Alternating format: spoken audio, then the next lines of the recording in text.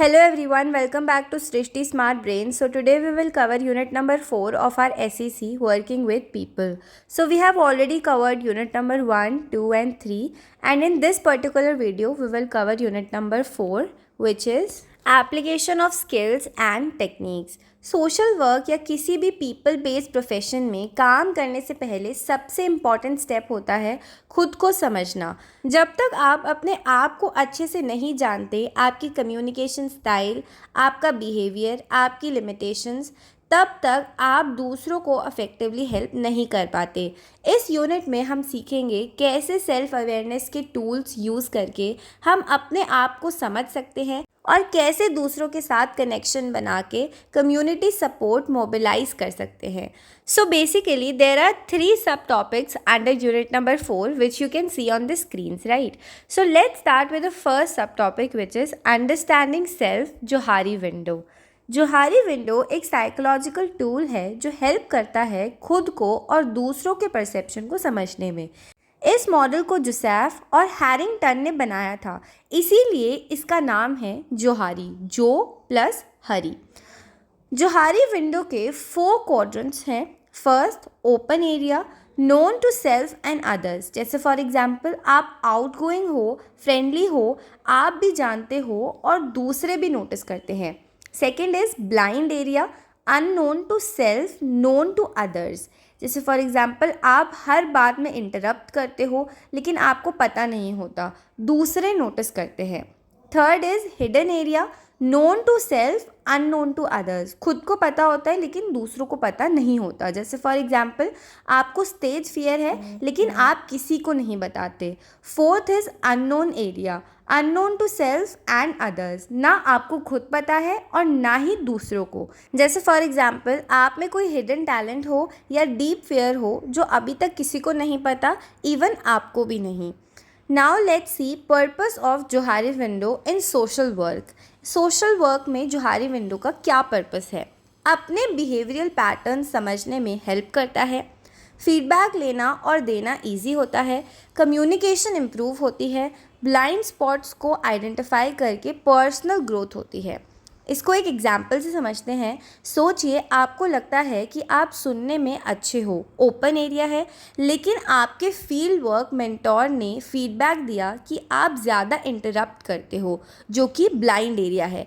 अब आप उस फीडबैक को एक्सेप्ट करके अपने आप को इम्प्रूव करते हो। That's how Johari window helps. So in short, Johari window is equals to self awareness का मिरर।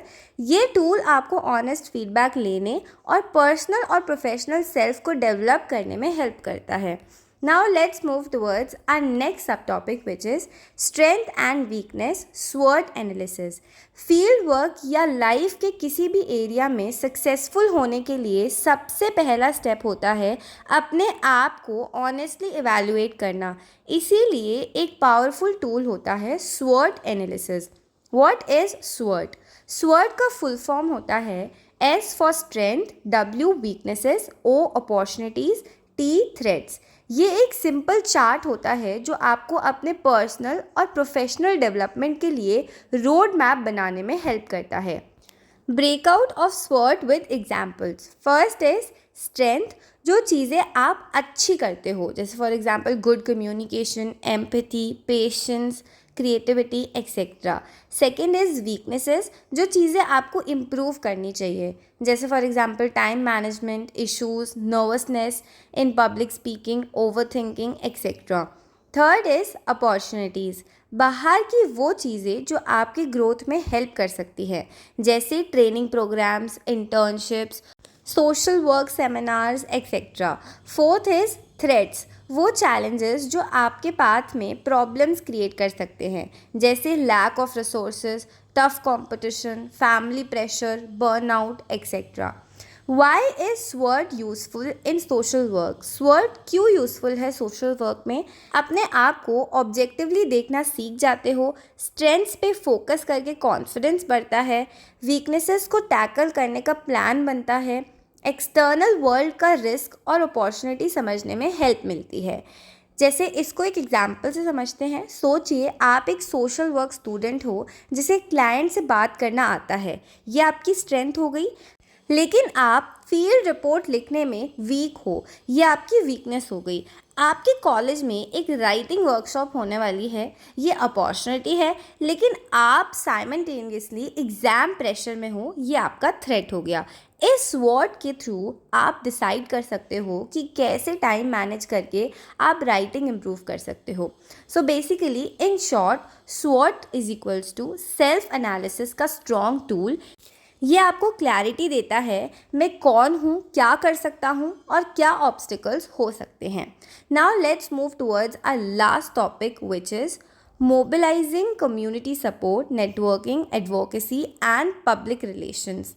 सबसे पहले डिस्कस करते हैं mobilising community support.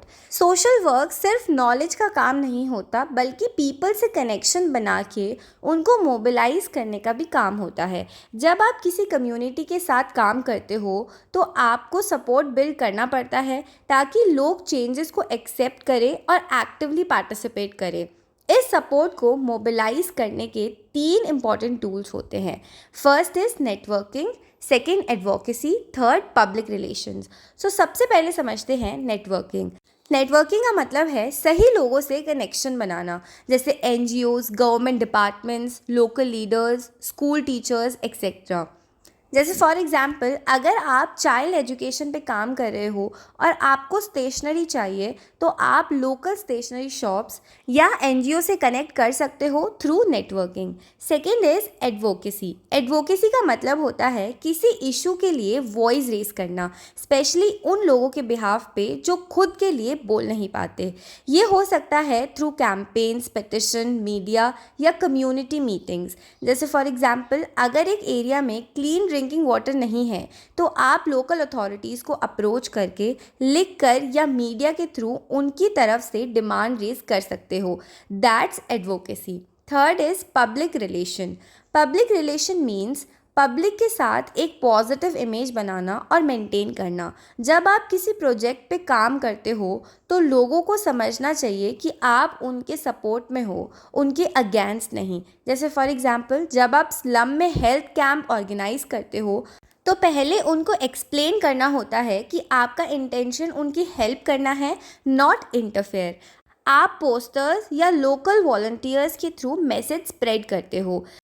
In short, networking का मतलब हो गया राइट लोगों से लिंक बनाना, एडवोकेसी का मतलब इश्यूज़ के लिए बोल्ड होना, and third is public relations का मतलब कम्युनिटी के साथ ट्रस्ट बिल्ड करना।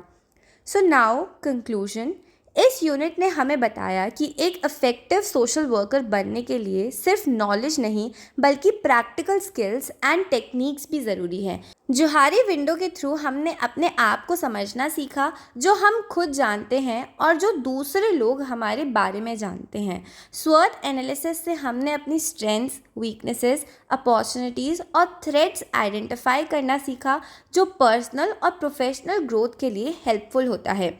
और लास्ट में हमने समझा कि कैसे कम्युनिटी सपोर्ट मोबिलाइज किया जाता है using tools like networking, advocacy and public relations.